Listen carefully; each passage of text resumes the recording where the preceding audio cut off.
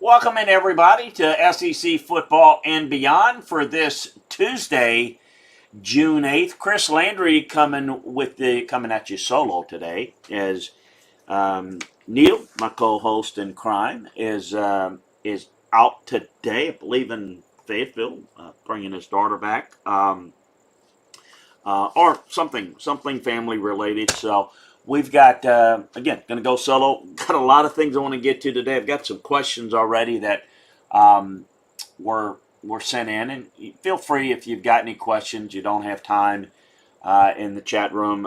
You can certainly send them via email. Hit contact Chris on LandryFootball.com. Certainly can follow me on Twitter at LandryFootball. Do it there, and we'll get it. But number of things to get to today. Nick Saban with a new contract, and um, update on the Arkansas, what they have done with their offensive line and why. The Julio Jones trade has happened since we last spoke. Aaron Rodgers will not show up today, not expected to show up today for minicamp. Got a question about the playoffs, why we're going to 12 or likely going to 12. I want to get into some things. And this is a question about Florida football history. I'm going to get into that a little bit and going to try to carve out some time. If we can't do it on this show, going to take some programs around the country, and certainly in this show we'll focus on the SEC programs. Kind of go through the history, maybe some things that you may or may not be aware of how we've gotten to this point. But want to start a little bit on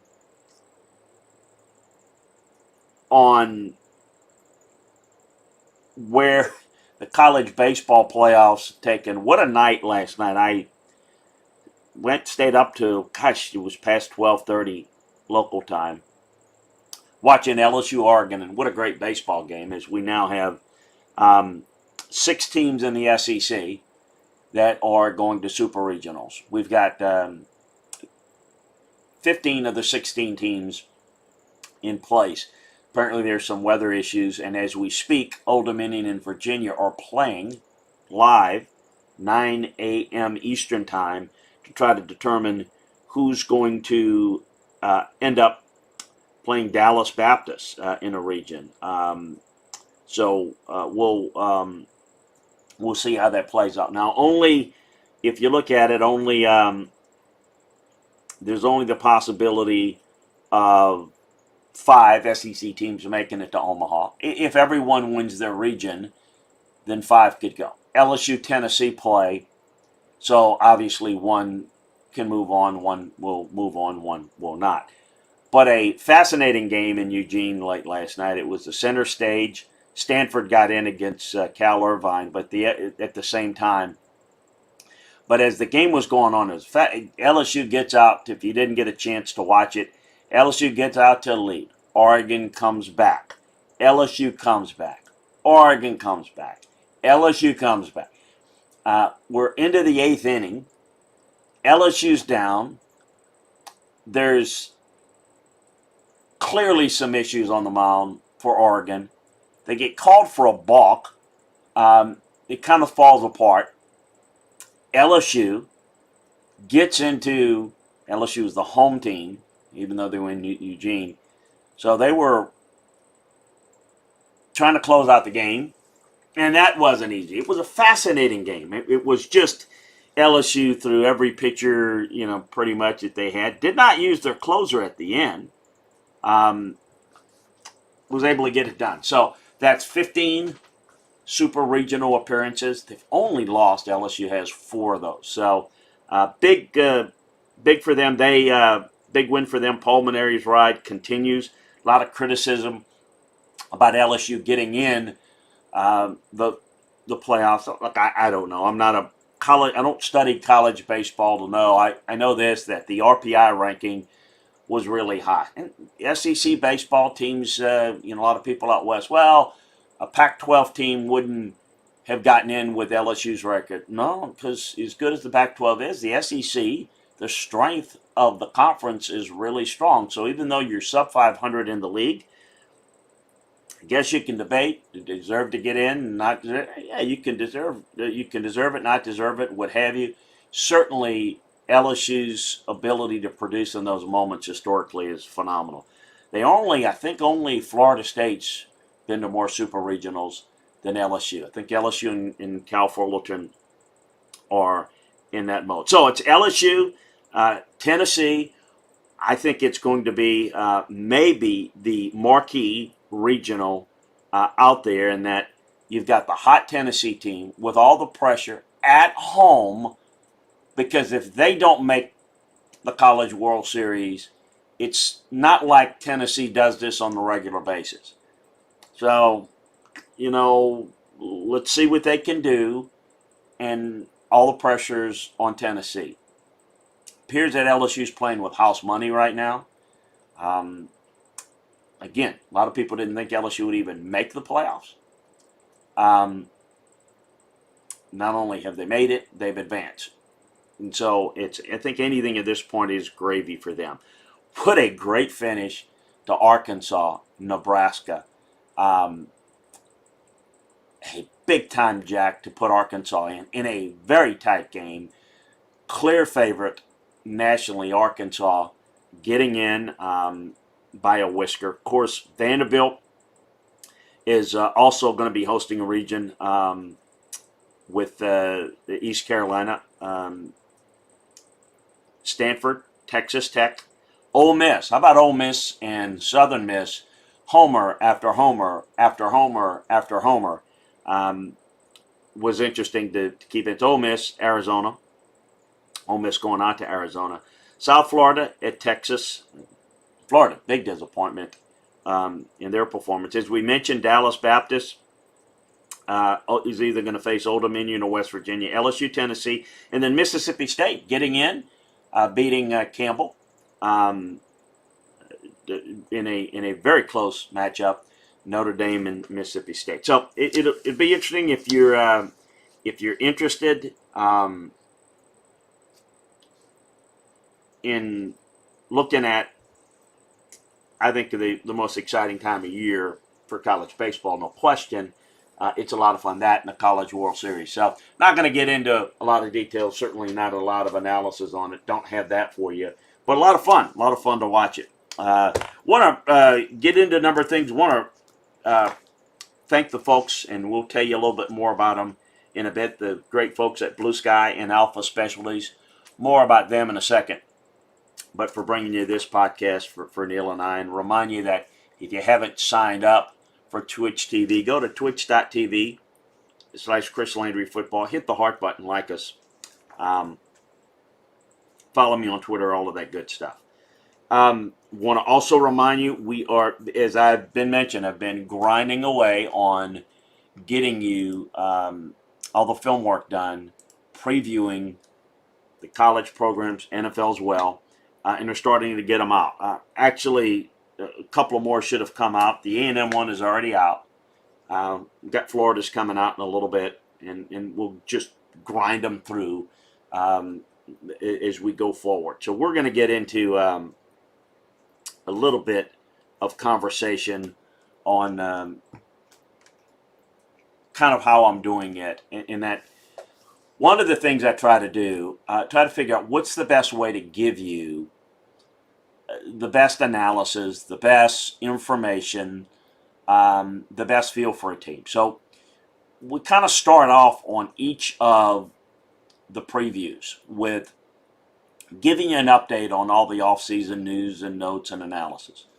Verbal commitments from the class of 2022. Maybe you've lost track of that. Transfers, of course. Who's transferred in, who's transferred out. Tough to keep track, right? I know. We got you covered. We'll tell you about who they are, a little bit about them. We'll tell you about the commitments and a little bit about them. We'll also give you some news and notes about players that are coming back.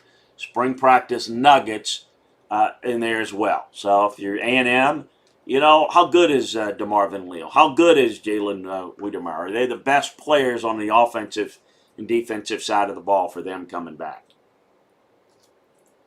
Then we come back, and we go back basically to the start of the offseason to recruiting. Then we have kind of a projected depth chart of kind of how things stand at this point. and we'll give an overview of the team and the program. Then we'll give an overview of the offense and go into quite a bit of detail and maybe give you a look at who some of the best players on each side of the ball are. Defense do the same thing. Special teams do the same thing. And then also have for you how players graded on the roster last year. Offense, defense, special teams. Really important. So you want to see the guys that are not there and the guys that are there, how do they grade it? So that's what we're trying to do with this particular feature in it. And then the incoming recruiting class. Kind of a recap again of the class overview, and then kind of a ranking and evaluation of all the players that were brought in. And then a final analysis with a look at the schedule and whatnot. So we think it's the most in-depth look at the game of football from a coaching and scouting viewpoint, certainly. So check that out. Some news I want to get to. Came down yesterday. Nick Saban, contract extension through 2028, which would put him at age 77. Why did they do this? What's the reasoning behind it? Is he going to go the length of it? Don't know. Here's a couple of things. It's not an issue. It's not something that's really, and this has been in the works for some time. So the thought that maybe, hey, you know what, Coach K, we talked about it late, Coach K retired, and, did they think about this over the weekend and get this done? No, this has been in place for a while. But along with that, there's going to be, in October, a monumental 70th birthday for a head coach, which is it's young in today's world, but 70 is the new 50, I get it. It's still something that is an issue potentially that would be and will be used against. Look, he's not going to be there that long. It is, you don't believe. Well, what this does, it allows for Saban and Alabama to say, look, he signed this long contract. It doesn't guarantee in blood that he's going to be there for the whole time. But what it does, it kind of calms the waters in this world of we don't know what coach is going to be there 3 years from now, regardless of their age. This pretty much says, look, the guy feels good, he's healthy, and he's not thinking, for people that might be floating out, look, he wants to do this one more year, get one more title, and then he's gone. That's not what's going on here. That's not. The plan is he wants to coach at least 3 or 4 more years, provided he's healthy. We don't know what he's going to feel like at 70 and a half or 71 or 72 or 73. Things may change. Obviously, that's going to affect it. But I think he's thinking in terms of recruiting. Not that it's negatively affected him in any way, but this gives a message. He's here. He's going to be here for a long time. That's the plan anyway. As much as you can guarantee somebody's going to be here, he's not getting fired. The only issue is his age. Well, he's, this is basically kind of put that to rest as much as you can put it to rest. What I think's going to happen, I think he's going to coach 3 or 4 more years. And if he's healthy, he's probably going to coach 3 or 4 more to the end of this contract. And I think that'll be it. If there's anything between now and then that's going to, and certainly could with age, we all deal with it, it certainly could make this shorter. This is not, again, in any indication that, oh, look, this is his plan. I don't think his plan is, I want to go to I'm 77. I think his plan is, look, I want to be here. I'm healthy. Everything he said, I'm going forward with making the decision that I'm going to be here. So all the talk about 1 more year, no. That's BS. I'm here. then you go ahead and you just deal with it as it comes. So that's the plan there. It is certainly there's a lot of money involved. Somebody had asked me, what Chris, you know him, what's he like? What he would be like not coaching? A couple of things that come to mind. First of all, from a football standpoint, he loves what he does. He's got tremendous resources. He can delegate all the things that he wants to and then do the things that he enjoys doing. So he, more than anybody, he doesn't, for example, he doesn't like dealing with the media, but he likes it more than you think. In this regard, he likes giving his message out to the team, the boosters and what have you, and he does that through the media. And so he likes doing that, and he controls the media. No one, certainly in a college town, certainly not in Tuscaloosa, that's going to be cross with him. He's going to deal with it. If he gets in a little mood, he doesn't like a question, he'll chew him out, and that's that. And he goes on with it. It's the only thing that can aggravate him, but it doesn't aggravate him. It doesn't get under his skin because he's not under this quote-unquote pressure that other people are on. He's under self-imposed pressure to do what he wants to do. It's not, if he doesn't win another title, it's not going to be, well, boy, I really screwed up my career. I mean, it's not going to be one of those things where he's somebody that's trying to win his first one. It's not Tom Osborne or Bobby Bowden later in their career trying to win their first and try to win their second. I mean, the guy's won 7. He's done it at 2 places. I mean, so he's not. The other thing is the talk about, would he consider maybe leaving and going? No, he could leave and go work for an NFL team, run an. He could do that. This is an indication that this is where he's going to finish his career. We just don't know where the end is.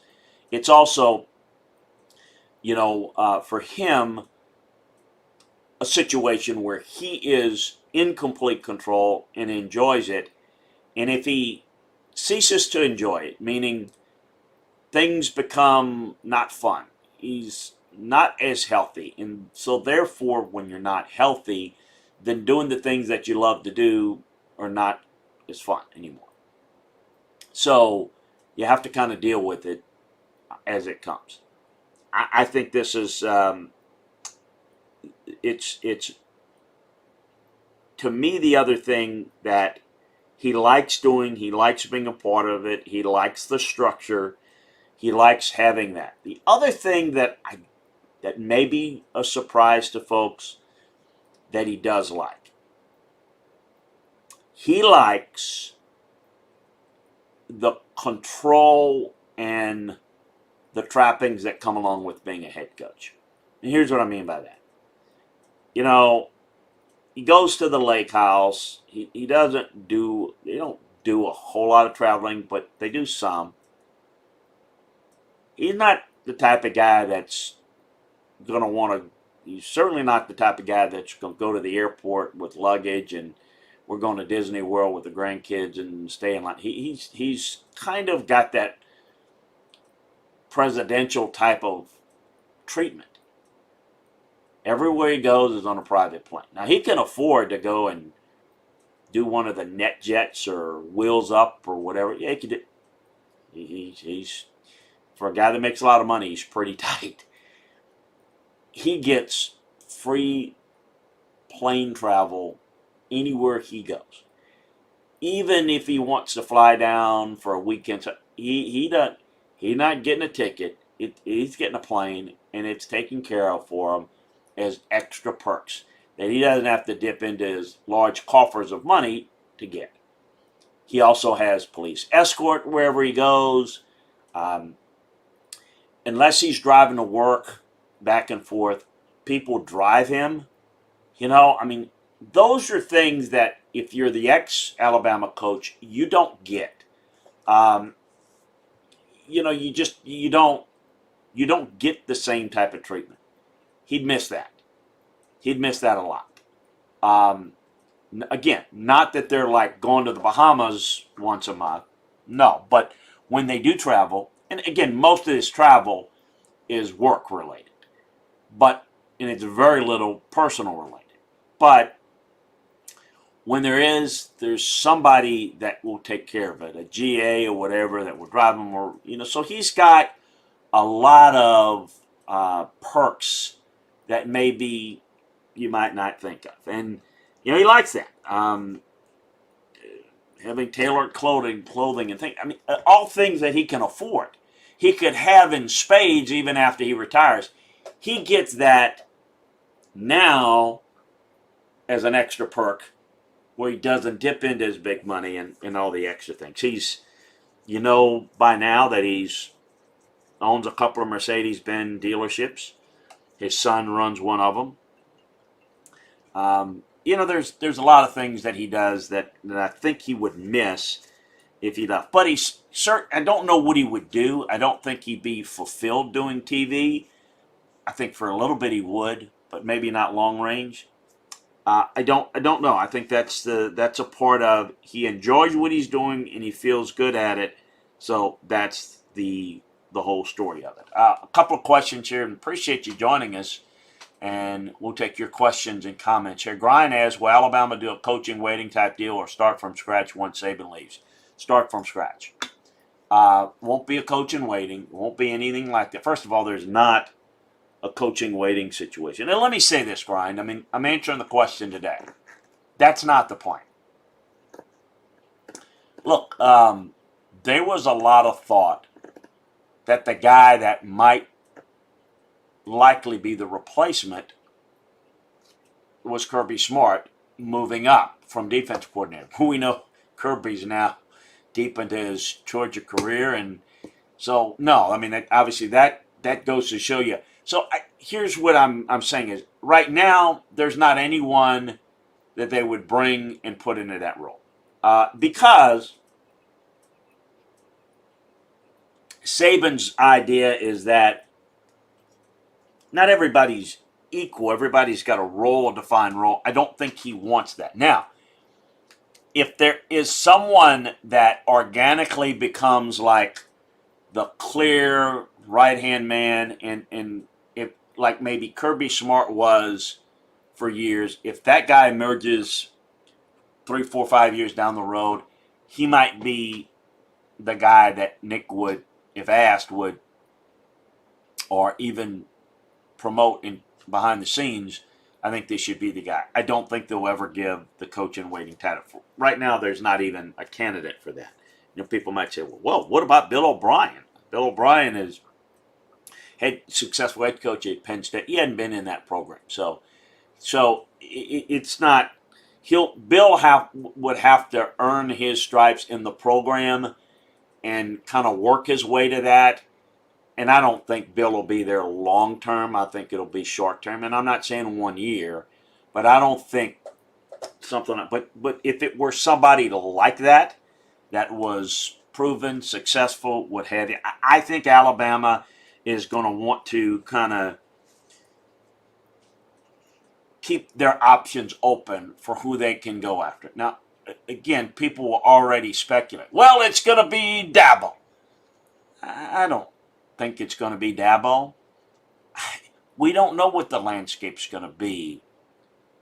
Well, my goodness, let's just say it's 2025, 2028.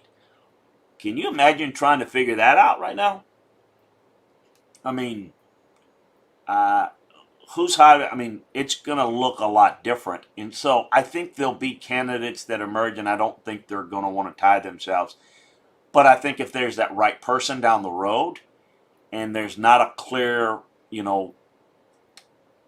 obvious choice outside, that person would probably have a pretty good shot. But naming him, coach in waiting, no, don't see that. Don't see that at all.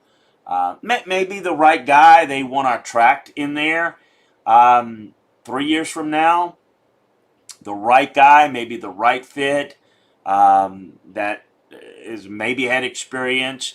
You come in, you be the guy, maybe. Let's revisit that down the road. I don't see that being the case.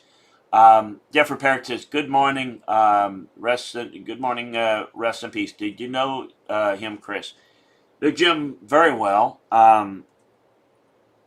Knew him, guys, from his Utah days, and obviously with the Giants. And um, yeah, we're losing a few of those guys that that I still consider pretty young. But Jim was a good coach, good quarterback teacher. Had some really good ideas. I was not aware that things were bad, and I'm not quite sure of the details of it. But yeah, rest in peace with him. Tough transition, but um, as we mentioned last week, when Arkansas lost Brad Davis as offensive line coach, Cody Kennedy was going to be moved over from tight end coach. And that's what's happened. It is one of the things in that system where the tight end coach is really involved with working with the tackles as well. So it's a natural transition, and particularly with that scheme and that blocking scheme, and with Sam Pittman there, that's the most seamless transition at this point. Not ideal to lose a coach. In fact, it's the worst time to lose a coach. But it's all the more reason to keep it in the system and into the staff. The Julio Jones trade was completed. We mentioned at Landry Football kind of how that was playing out. Tennessee was in it from the beginning. Thoughts are solid trade for Atlanta, considering that they had no leverage. They had to get out of his contract. It had to be post June 1st to get maximum alleviation of the cap figure. And because of that, they weren't going to get what people think Julio Jones should command.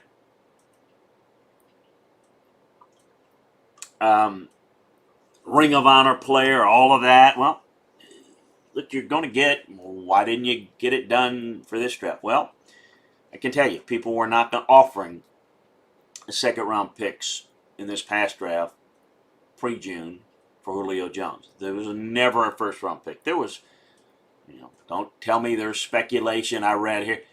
Folks, I know what you're reading. There's no first round offer for him because you're acquiring his contract. And Julio Jones and his contract is not worth as much as just Julio Jones without the contract. As a player, he's certainly on the wrong side of 30. Still very talented. If he's healthy, and staying healthy is maybe the biggest obstacle the rest of the way. Tennessee has got themselves a really good player. Now, they let a really good young big receiver go to get an older, aging guy. Julio could be a difference maker.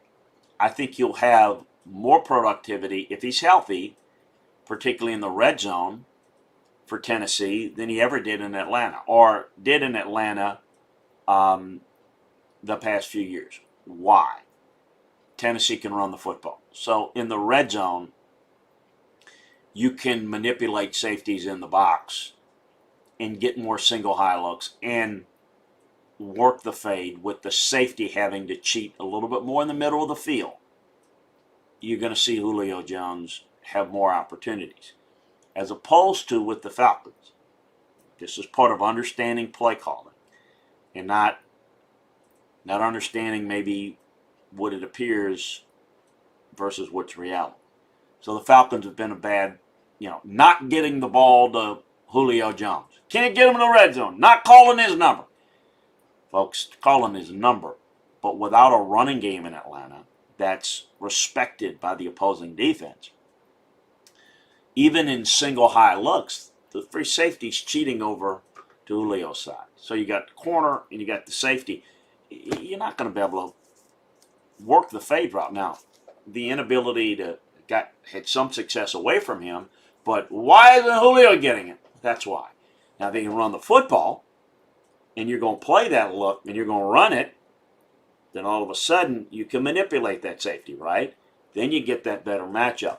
Well, that's what I think Tennessee can do a little bit better, a lot better, actually, with Derrick Henry in particular. So I think he has a chance to be really successful. And in a division where I think Tennessee's a strong contender without Julio Jones.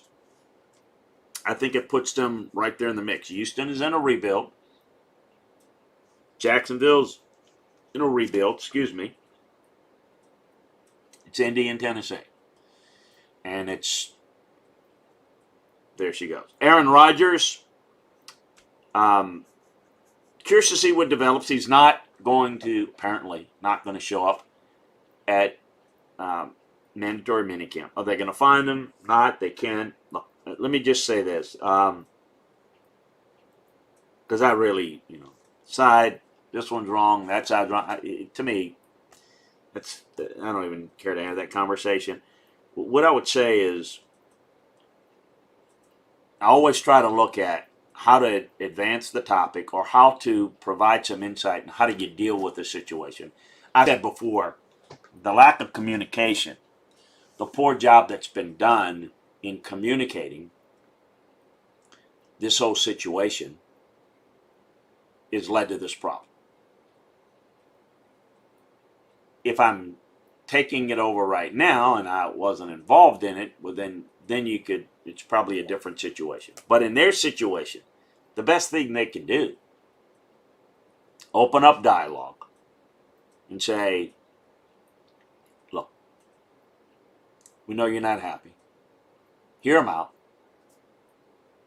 Work with them. And if possible, say, look, we'll look at this and we'll look at a trade possibility, or we'll trade you at the end of the year.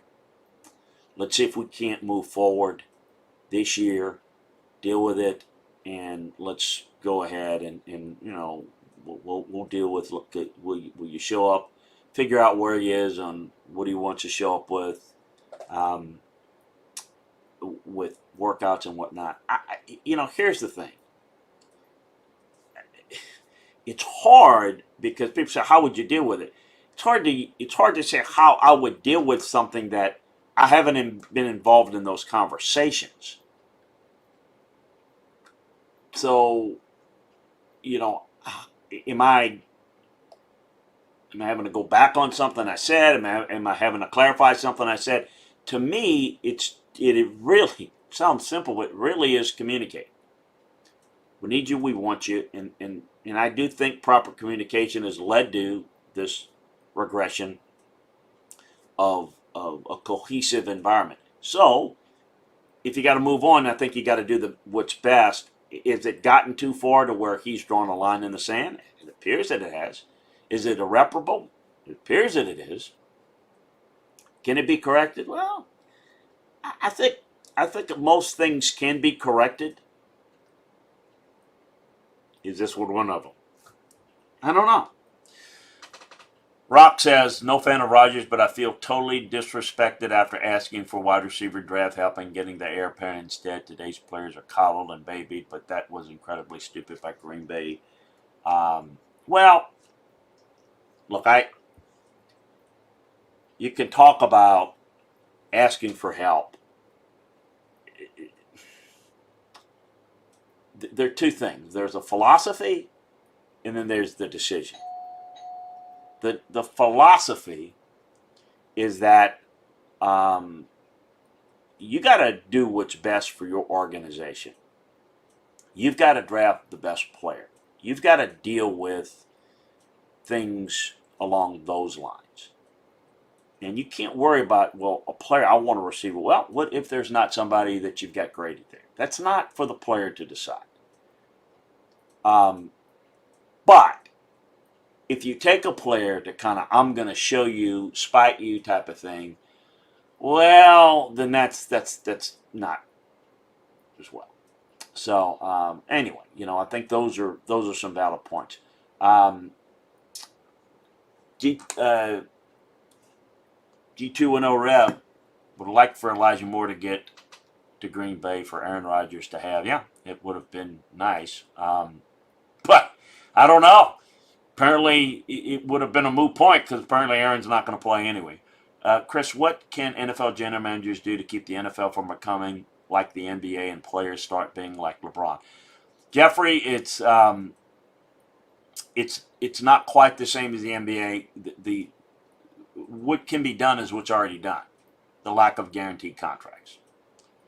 Now, signing bonuses are a form of guarantee, right? So that there's some parts of the contract signing bonuses that are guaranteed. So that's, but there's certain things you can go after if a guy doesn't show up, like Aaron Rodgers. You can go back and get some of the money. The answer is, because of the nature of the sport, the volatility of the sport, is not likely to have the guaranteed money unless it's a 1-year deal. So I don't think you're going to have that. I also think, while football has the prima donnas, football has players that Aaron Rodgers, that command that type of presence of elite player, kind of control things.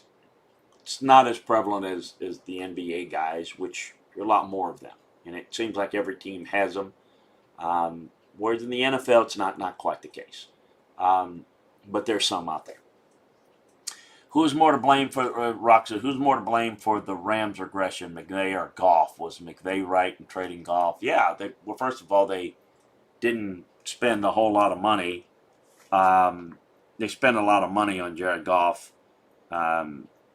anyway, and that was a bad contract. The biggest problem that they have there is the front office. They don't have a good football guy. McVay's the strength there. Goff was overvalued and overpaid, and so trading him makes some sense. I think Stafford can be effective for them, more effective, but then again, it's still a lot of money, and it's still beyond that. I think it's quarterback friendly. I think the system works. I think we've seen it. You've seen the coaching work very well. I think the personnel side of it has been very, very spotty. So it's more the personnel that they have.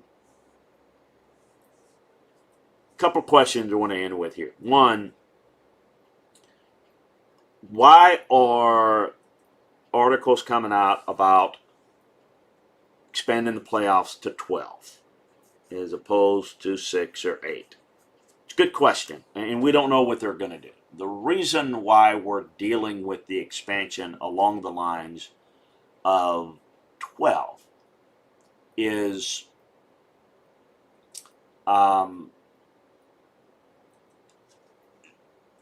you're trying to satisfy everyone. And what I mean by everyone that has a vote, that has a voice in college football, not the fans, but because, people are going to like it, people are going to dislike it, whatever.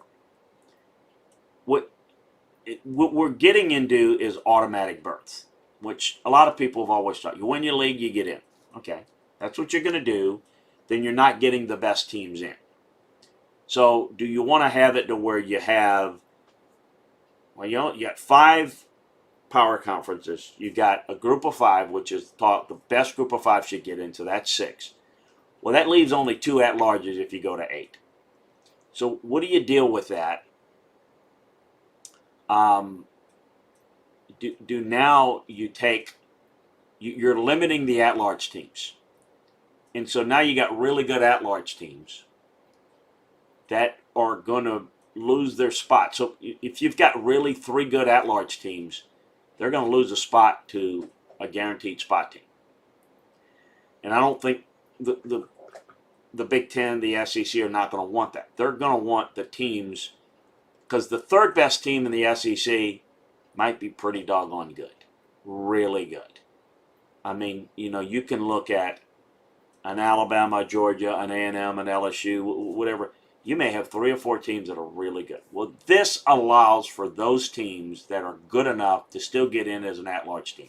So I don't know. I don't think they're going to say you only take 3 or 4. They're certainly not going to limit it, but it gives those teams that are at-large good a chance to get in, get the group of 5 contingent in. You'll win your conference in. That's why I think there's a strong lean to that. I think going to 8 is only under consideration if you say we're going to do it the same way and we're going to pick the 8 best. But you can't take the 8 best if you give automatic bids. Because then now you're eliminating a team that's really good, really deserving. Maybe not a national championship caliber team, but hell, you only got 2 or 3 of those. So we can make the case that the 4th team in some of these years haven't been nearly as good as the top 2 or 3. But as you go down, maybe you're going to have some better matchups. Not at the top, but maybe those others. Now, as I've said before, what is it going to do to the regular season? Well, it's going to change the regular season. Because you're going to have certain teams that you know are going to get in. I mean, they're going to have to do their job and win. But you know that certain teams are virtual locks to get in to a 12-team playoff. What it will do is it will take other teams and other games and say 2 4-loss teams in a division that's still in the division race. That game becomes more important because you're still alive to win your division, and then you're still alive to potentially win your conference and then get a bid. If you're maybe two two-loss teams, maybe a 3rd loss knocks you out. 2 losses might still get you an at-large. So it maybe takes a Florida Auburn game, and both of those teams or one of those teams could end up being the 3rd team, in an at-large, maybe even the 4th, but I think it'll take different games and make those games more relevant. But the bigger games where the elite, you'll win, you're probably going to make the playoffs. If you lose, you're not going to make the playoffs. Nola Jack asked a couple of NFL coordinator questions. Is there a reason to think Matt Canada will fare better with the Steelers than he did at LSU? How did Dave Ragone go from Mitch Trubisky quarterback coach to coordinator job?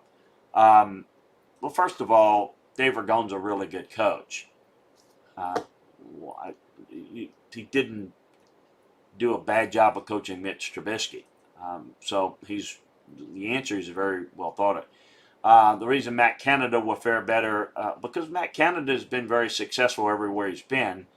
The problem at LSU was more of the problem that Matt's had is, in some cases, getting along, and that's why I advised him and Ed not getting together at LSU.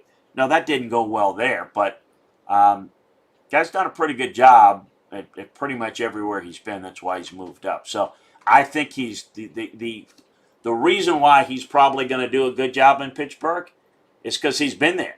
He wasn't just hired there. He was promoted from within because he did such a good job. So, he's got a little bit more control now, but he's been running it. The quarterback likes him. The offensive line, everybody there likes him, and he's been coaching there on the Steelers staff, and he's done a lot of the coordinator duties, so it was a natural move. So we'll see how well it works. Don't know. I see Najee Harris is the best fit of the entire draft. He would take the heat off of Big Ben and the defense. Enough for the Super Bowl. No, I don't think that it's enough for the Super Bowl. But we'll see. If they're healthy, I think the defense has to stay healthy, and that was the big problem last year. The offensive line still not very good. I don't think they're good enough to go to the Super Bowl. I think they're still looking up. Right now, you're going to have to be a really good team to beat the Chiefs. I think the Bills are a better-looking team right now. Right now, the Steelers have got to get out of their own division. And I think Baltimore and Cleveland are going to be competitive. So I would say right now, no, but I could alter that. Quick question here, we're in on this, and we'll go into a little bit more detail with this. Chris, could you go over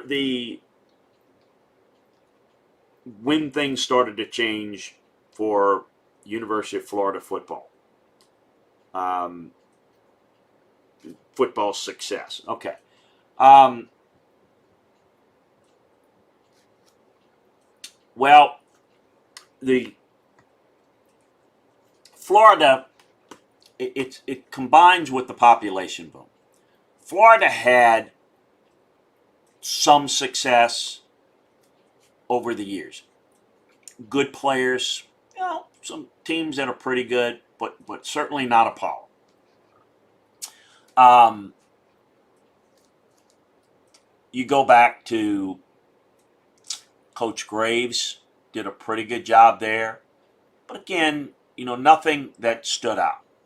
Doug Dickey went back; he's a Florida grad, didn't didn't do things all that well. I think where Florida began to change was under Charlie Pell. They hired Charlie Pell from Clemson. Of all the Bear Bryant assistants, Charlie Pell was the best at branding and marketing the program and fundraising.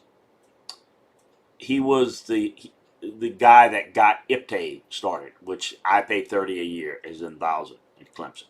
Now, I'm not saying he was the director of it; he was the head coach, but he was a lot of his ideas, and he had people run it. He brought when he went to Florida, he started something called the Bull Gators.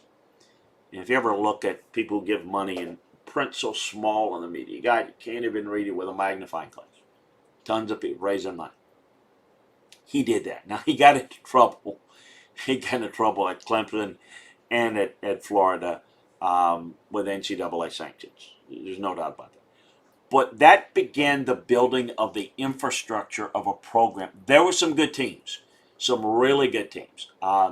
So I'm kind of familiar because that was the time coaching against them. And then, of course, Galen Hall stepped in and replaced them. They had a couple of good teams. And Gary Darnell stepped in for Galen. But that's when you saw the talent level shift. You saw the money coming into the program. And it started the foundation of something was there.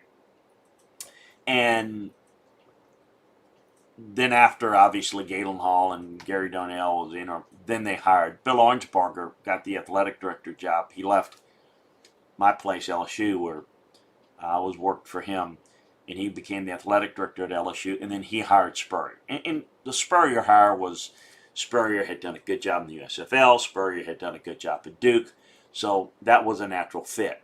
And Steve, obviously, was the main guy. He took the foundation of what they had, and he built an offense that was fantastic. He built an offense that was not seen in the SEC before, tough to defend, new, having to adjust to it, and he took them to a different level. So that's a short answer of, and you can say, well, who's more important? Well, it's if Charlie doesn't do his part, well, then it's not that Steve couldn't have success. It may have taken longer. He would have had to do some. When Steve got there, the program had put together the foundation and the infrastructure to be good. And Steve could be a ball coach and be a very good one. Would he have had as much success early? Not quite sure. It might have taken a little bit longer. So that's kind of the history. But, prior to that, I mean, you had guys that did good jobs. I mean, Steve is a player, had some success there. And, Coach Graves and, Carlos Alvarado, and, I mean, they're some really good players. But the program at the elite level didn't hit until Spurrier got there. And he took, if you want to look at it in a way and make a comparison, it's not a complete comparison. Tony Dungy built the Tampa Bay Buccaneers, and then John Gruden got him over the top. I think Spurrier did more, football wise for Florida than maybe Gruden was able to do. Gruden just kind of fixed the offense. Everything was there for Tampa to win a championship. But Florida wasn't ready to win a championship, but they, infrastructure wise, was able to make the type of money and put things in place to be successful. And you combine all of that with the population boom.